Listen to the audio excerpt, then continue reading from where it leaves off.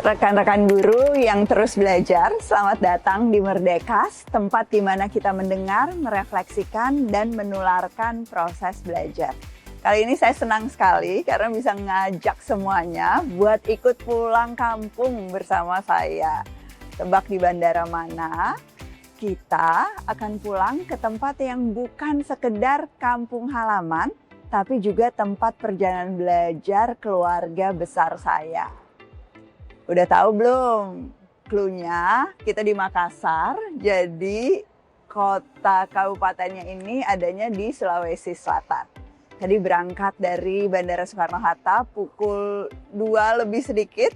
Saat ini udah hampir pukul 6 waktu Indonesia Tengah dan saya ada di Bandara Sultan Hasanuddin. Saya akan ajak semua ke Sidrap, Sidendeng Rapang. Udah pernah dengar? Atau mungkin sama sekali nggak ada pengetahuan tentang Sidrap. Kita lihat sama-sama ya.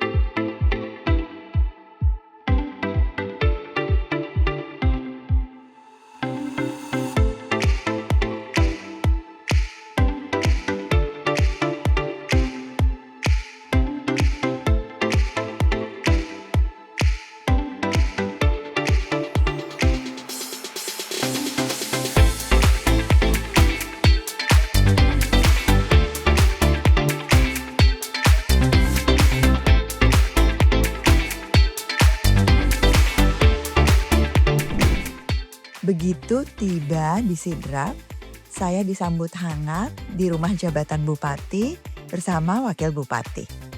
Yang mengejutkan, di antara semua penyambut, ada juga beberapa anggota keluarga yang ikut hadir.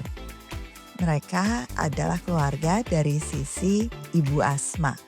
Nenek saya dari Abi Quraisy Shihab. Rasanya hangat sekali berjumpa dengan semuanya. Sebelum ke lokasi Temu Pendidik Nusantara, saya sempatkan singgah ke Rapang, kelurahan tempat keluarga besar ini tinggal. Sudah lama sekali saya tidak ke sini. Saya duduk bersama, berbincang, mendengarkan cerita-cerita lama. Sebagian sudah pernah diceritakan Abi Quraisy, bahkan ada yang pernah diceritakan oleh Baba Asma sewaktu saya kecil, tetapi ada juga yang sebelumnya saya tak pernah dengar dan tak pernah tahu.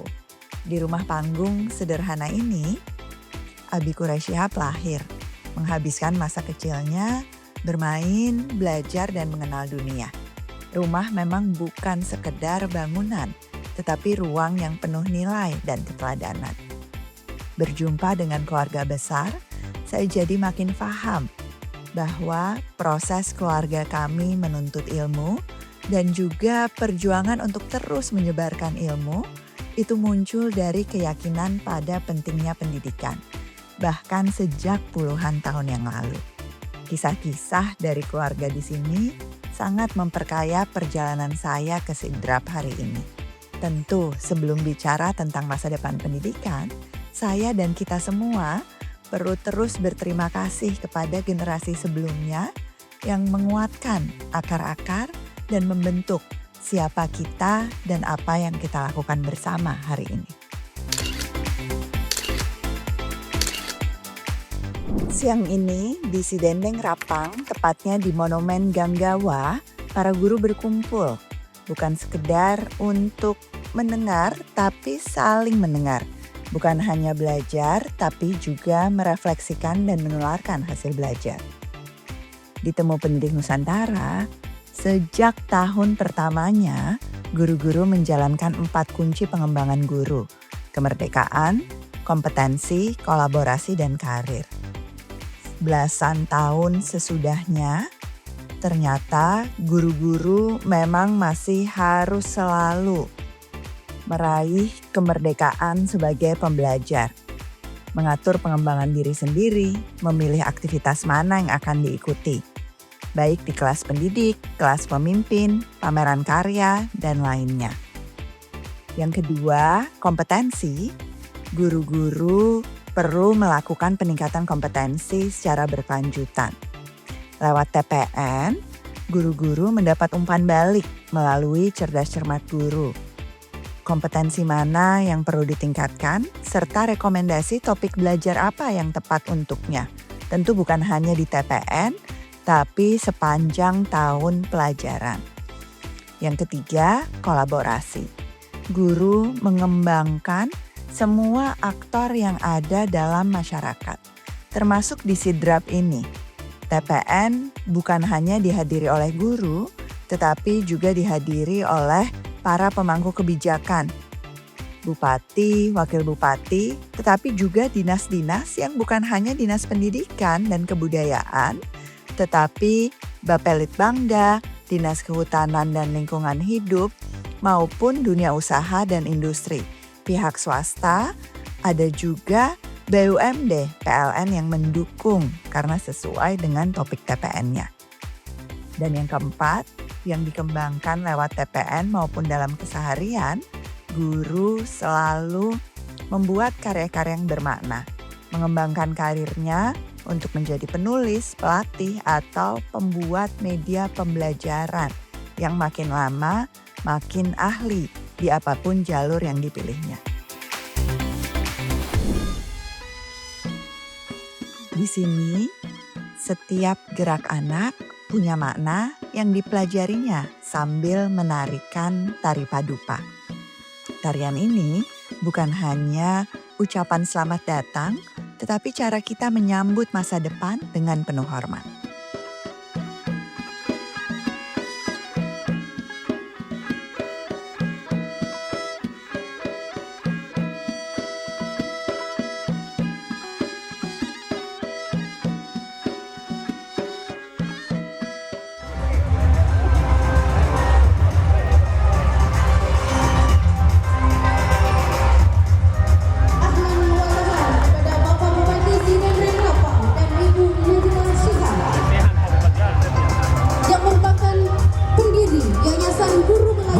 Saya bersama Ibu Wakil Bupati, Pak Kajari, Pak Kadis, dan seluruh jajaran pimpinan di Kabupaten Sidrap mendorong untuk sektor pendidikan adalah nomor 1 yang paling saya perhatikan.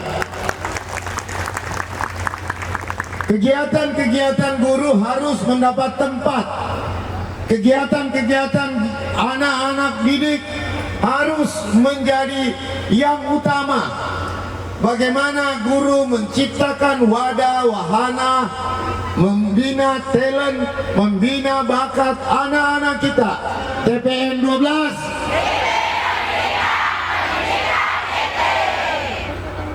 TPN Sidrap. SMA dan udah nari dari SD. Kalau Morita?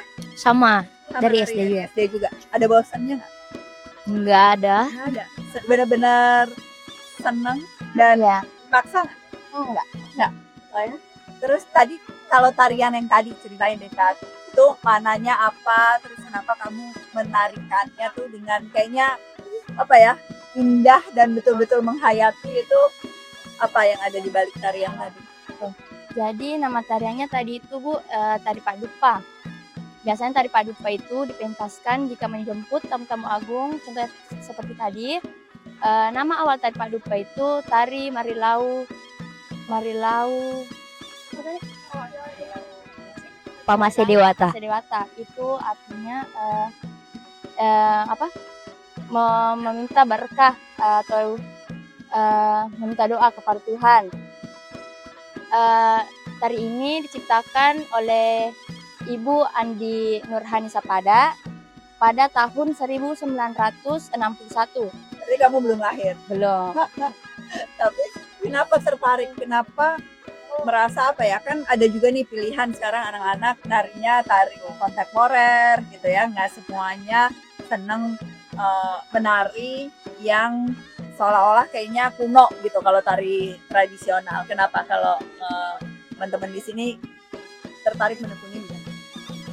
Kalau saya sendiri Boleh. melestarikan budaya ya Ibu. Melestarikan budaya. Iya.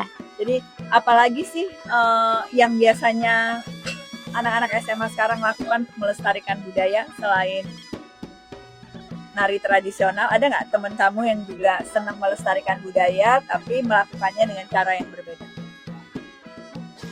Mungkin kalau di dunia seni juga itu musiknya, musik tradisional ya.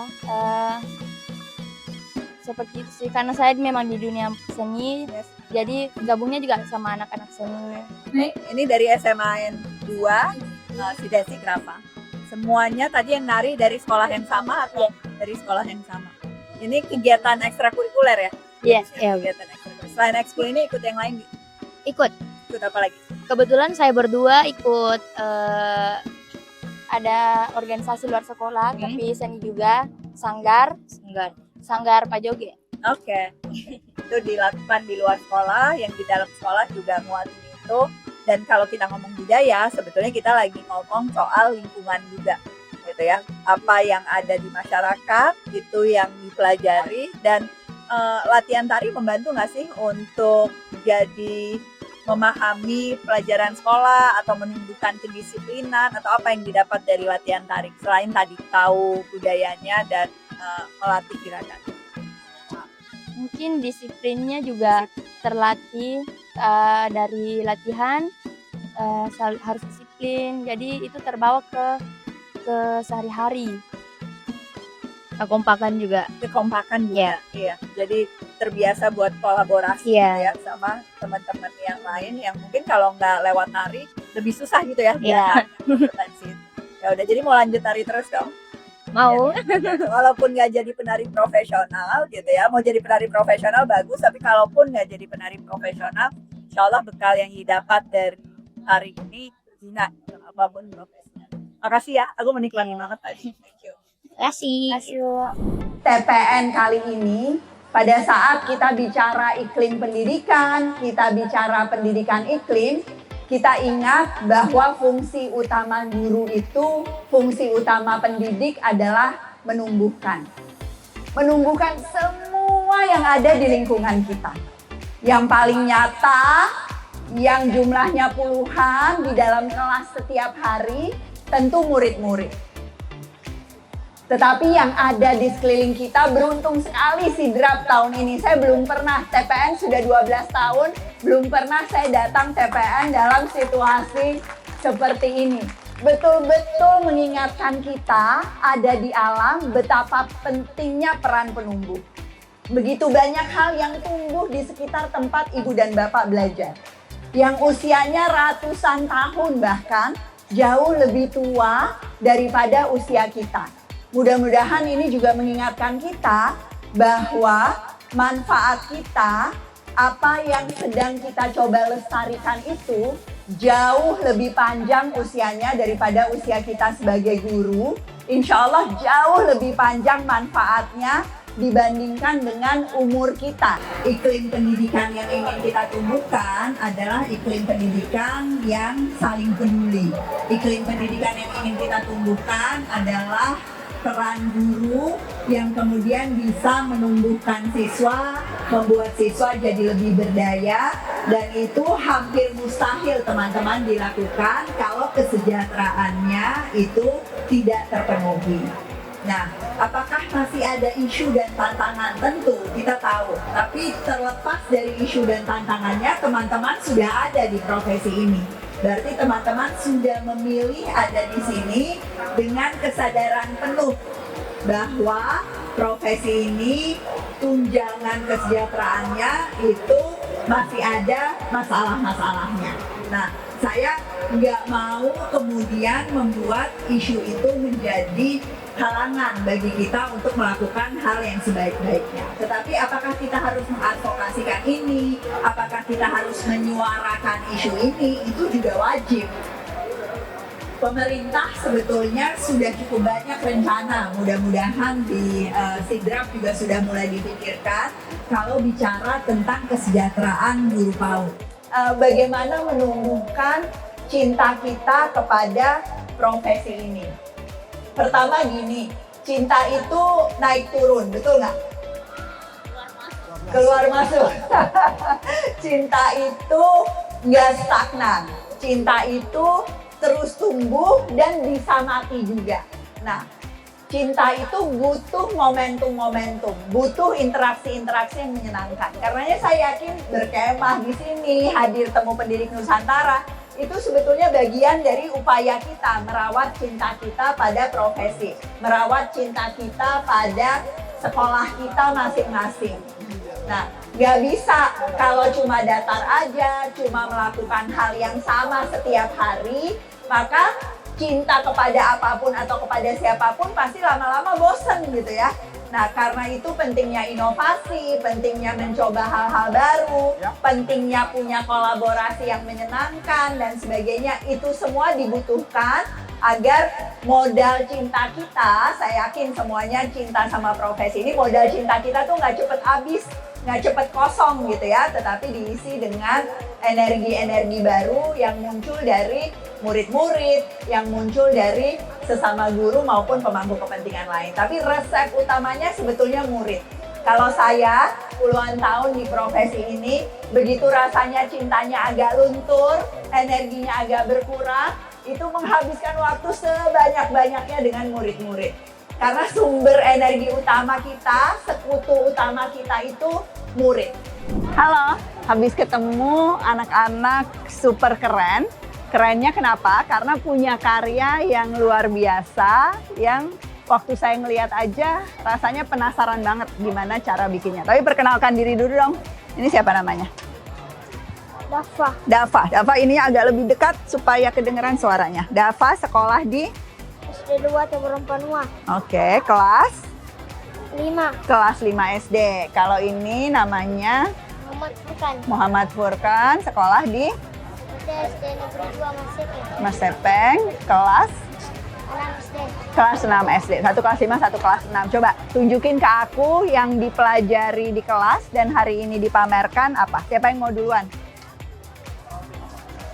Oper-operan, Dava dulu kalau gitu. Oke, habis itu baru Furkan. Ayo Dava, tunjukin Bu Ella.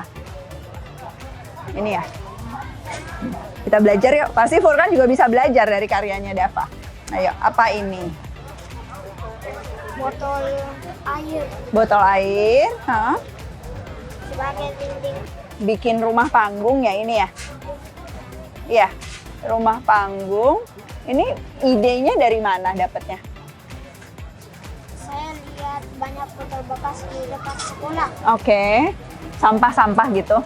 Sampah-sampah. Terus? Didaur ulang menjadi rumah panggung. Daur ulang jadi rumah panggung. Pakai apa aja ini tutupnya ya? Terus dijadiin bunga. Lihat ini tangganya. Wah, ini rumah panggung ini atapnya pakai apa ini? Daun rumput alang-alang. Rumput alang-alang. Emang kalau rumah adat Bugis biasanya pakai alang-alang kan ya? Iya. Terus apa lagi? Dinding rumahnya ini semuanya botol ya? Botol plastik ya? Furkan tadi Ibu Ella udah baca Furkan bikin handycam. Mana dia handycamnya? Ini ya? Wow, handycam kamera genggam teman-teman. Ini dirakit sendiri? Iya, Dirakit sendiri. Kalau yang ini apa? dirakit sendiri Dirakit sendiri juga. Ini gunanya apa? untuk jaga diri. Oh, untuk jaga diri. Oke, supaya bisa bela diri ya kalau ada yang ganggu. Oke, boleh ceritain nggak? Mau cerita yang mana? Cerita handycamnya ya? Ya. Gimana cara bikinnya? Dari drone bekas. Drone bekas, Terus diapain? Aku nggak bisa. Aku kalau ketemu drone bekas, aku nggak bisa bikin ini. Apa yang kamu lakukan sehingga kameranya jadi? Dirakit. Dirakit, dinyalainnya pakai apa? Pakai tombol. Pakai tombol, coba tunjukin. Kelihatan nggak aku? Kelihatan itu ada aku di situ. kamu ngerekam siapa aja? Coba tuh tunjukin nih. Mana kameranya? Oh, kelihatan. Tuh, kelihatan ada yang lagi syuting kita tuh, Furkan. Kamu pakai buat apa aja nih? Buat ngerekam macam-macam? Ya. Iya. Ini dibikinnya karena tugas sekolah atau kamu bikin sendiri di rumah? Saya bikin sendiri dulu. Bikin sendiri di rumah? Oke. Lama nggak? Berapa jam bikin ini? 30 menit. 30 menit? Cepet banget. Tapi sebelumnya udah pernah bikin yang lain dong? Pernah. Pernah bikin apa aja selain bikin handycam? Wah, keren banget ini. Udah Bikin teaser. bikin teaser, terus bikin apa lagi? Kipas mini. Kipas mini. Nah, ya, terus yang kamu paling bangga, yang kamu paling suka karya kamu yang mana? Yang teaser. Yang teaser, kenapa? Karena bisa membela diri. Bisa membela diri, bisa dipakai sama orang lain ya? Kalau dia dalam bahaya. Oke, makasih ya Furkon. Terus ini ya, berkreasi ya. Terus cari ide-ide, terus cari solusi-solusi. Oke, makasih juga Dava. Thank you. Furkon kan nama ibu, cuma tadi lupa belum nanya sama ibu. Jadi apa yang ngebedain murid yang kayak Furkon yang bisa kayak ngerakit sendiri, berinovasi dibanding yang lain? Modalnya itu apa sih? Jadi bedanya Furkon dengan teman-temannya itu dia berani mencoba. Berani mencoba. Ya, setiap hari itu ada saja terobosan baru yang dibawa ke sekolah. Awalnya itu dia bawa mainan. Saya kira mainan yang dibeli di Shopee begitu. Kemudian dia bawa itu yang alat perlindungan diri yang dia bilang dia paling suka. Dia bangga sekali dia bangga katanya. sekali itu karena dari situ muncul awalnya sampai dia bisa sampai di sini ketemu itu. Jadi dia bawa itu teman-temannya kaget karena kan terus bunyi langsung menarik perhatian teman-temannya. Jadi saya panggil, dari situ saya tanya-tanya, oh ternyata ini anak punya bakat. Saya tanya, ternyata bahannya itu dari bahan rusak. Jadi selain itu yang paling mendukung juga lingkungannya, orang tuanya terutama. Bayangkan anak seusia Furkon merusak drone yang sudah dibeli, benda rusak itu diolah. Kan kebiasaan ibu-ibu itu kalau bendanya rusak langsung marah-marah. Ibunya ini Furkon luar biasanya mendukung anaknya. Jadi selain dukung orang tua, sekolah, keinginan tahuan Ananda juga, rasa ingin tahunya juga tinggi dibanding dengan teman-temannya yang lain. Dan sebagai guru menumbuhkan rasa ingin tahu itu susah nggak? Atau kita kadang-kadang kan kita mau kayak kamu belajar ini aja yang memang gurunya sudah mau ajarkan gitu ya, nggak mengikuti rasa ingin tahu anak. Nah selama ini Bu Guru gimana? Kalau saya pribadi, saya beri kebebasan ke anak. Jadi di awal, seperti ini kan awal semester, saya perhatikan dulu, saya kasih untuk cari tahu apa minat dan bakatnya anak-anak. Kemudian dari situ saya dukung, kayak seperti ini Furkon kemarin bawa ini. Ini kan sebenarnya perlindungan diri, teman-temannya kaget. Saya panggil, saya kasih wejangan. Ini sebenarnya Furkon ini pintar, ini bakat ini nak, karena dibanding dengan teman-temannya yang lain yang lebih dominan ke teknologi, ke main game atau sosial media, dia lebih cenderung ke merakit sesuatu. Ya, jadi saya tanya ini sebenarnya Furkon punya bakat, sebaiknya bakatnya itu yang dibuat itu yang lebih bermanfaat. Akan kemarin cuma perlindungan diri ya, muncul ini handycam, kipas mini ya, gitu ya. Dibawa ke sekolah, saya lihat, saya panggil, saya bawa ke kelas sekolah dan guru-guru mengapresiasi. Kemudian saya upload lagi di sosial media sekolah, dapat kunjungan lagi dari dinas kemarin, sampai akhirnya seperti ini karya Anda. Alhamdulillah. Jadi mudah-mudahan keingintahuan murid-murid yang lain, keinginan buat eksplorasi juga muncul gitu ya dari sini. Oke, makasih ya Bu. Lagi sama Pak Rahmat dan kayaknya terlalu sebentar waktunya untuk ngobrol gitu, karena setiap kali ngobrol sama guru-guru yang punya praktek baik, yang kemudian juga mencoba menularkan praktek baiknya ke guru-guru lain, itu saya selalu penasaran banget apa sih yang ada di kepalanya para wali ya, apa yang ada di hatinya yang membuat semangat banget buat menyelenggarakan TPN ini, semangat sekali berkolaborasi dengan banyak pihak dan gerakan. Kenapa tuh Farah? TPN ini kegiatan yang kami kenal 4 tahun lalu. Tapi jujur saja, setahun tuh kami pelajari TPN, baru mau ikut. Karena kenapa? Setiap kami kerja kegiatan, itu memang kami harus tahu sedetail-detailnya, inputnya apa, outputnya apa. Nah, dari TPN ini, setelah kami pelajari, ternyata TPN ini adalah bukan event yang satu arah, tapi TPN ini ruang itu bagi guru untuk mendiskusikan, membicarakan solusinya di kelas. Bagaimana membicarakan berdampak ke muridnya, bagaimana menjadi guru tidak sekedar mengajar, tapi bagaimana guru bisa berkarir, dan juga bagaimana guru itu bisa menjadi guru yang menginspirasi yang lain. Susah tenang, Bu. Susah tenang. Oh, Susah tenang itu tanda baik kan? iya. Awalnya tapi gelisah ya. Selalu gelisah. Kok guru nih yang kita anggap mencerdaskan anak-anak kita itu semakin jauh dari dunia realitas sehari-harinya. Nah, TPN ini itu membuat saya berpikir untuk melaksanakan secara maksimal, karena disinilah ruang bukan hanya guru, tapi ruang siswa kita, murid-murid kita untuk menunjukkan karyanya. Contoh saja di Kabupaten Sidrap itu ada sekolah satu atap, siswanya nggak ada ke sekolah selama sepekan, itu gara-gara itu siswanya pergi panen jagung. Lalu gurunya bingung nih kemana nih siswanya. Nah, di situ kami belajar bahwa emang pendidikan seperti itu. Di situ kami belajar bahwa ternyata pendidikan itu harus menyelesaikan persoalan anak-anak yang dekat dari situ. Jadi kami menganggap bahwa disinilah kalau pembelajaran kita, kurikulum itu memang salah satu opsi adalah sistem blok. Kurikulum itu mengalir, kurikulum itu sesuai kedaerahan. Kurikulum di Jawa itu beda loh dengan kurikulum di Sulawesi.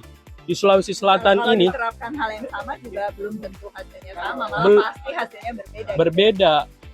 Jadi sebelum kami ber-TPN, itu kami tuh lihat nih sekolah-sekolah yang ada di Sidrap. Misalnya kami ini punya SATAP. Ternyata yang hadir di TPN ini, guru-guru yang ada di SATAP itu hadir, yang ada di pelosok. Kenapa? Karena mereka merasa TPN ini menyelesaikan masalahnya. Sekolah yang ada di pinggir danau, Pak Bupati kita kan lagi concern untuk gimana anak-anak ini cinta ke danaunya.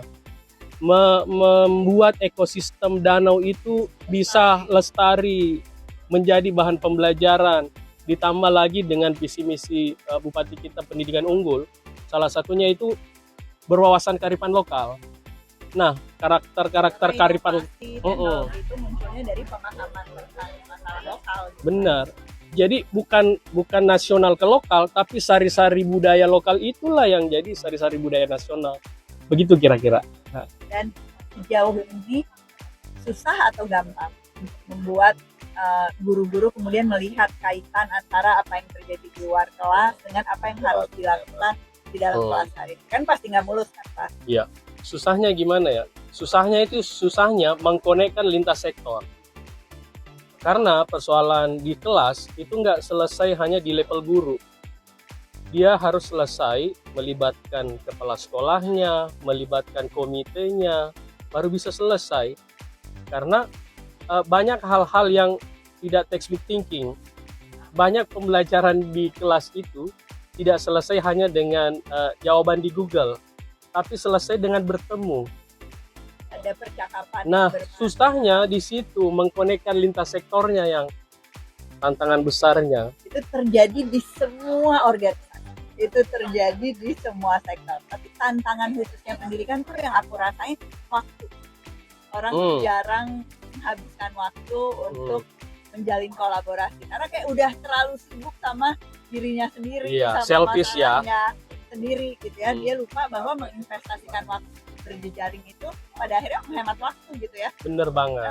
Nah, kalau di TPN itu gimana tuh bukti konkretnya bahwa ya 2 hari di sini tuh bukan buang-buang waktu gitu.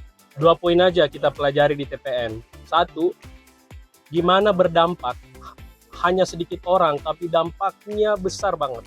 Itu yang kami pelajari. Karena kenapa? Sudah jejaringnya sudah ada. Mendatangkan aja Ibu Ela ke sini susah banget. Jangan gitu dong. Itu susahnya karena waktu juga.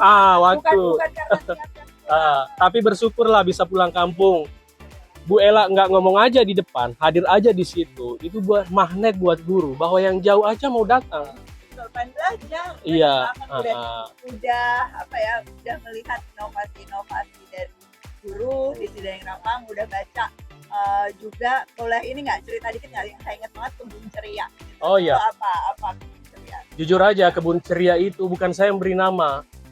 Itu orang tua siswa dengan jurusan pertanian di sekolah saya. Jadi awalnya kita punya lahan tuh 2 hektar nganggur. Terus kita berpikir, kok ini hubungan orang tua, alumni, sekolah, komite kok nggak nyambung-nyambung ya? Ternyata yang menyambungkan itu adalah program. Programnya apa? Lingkungan.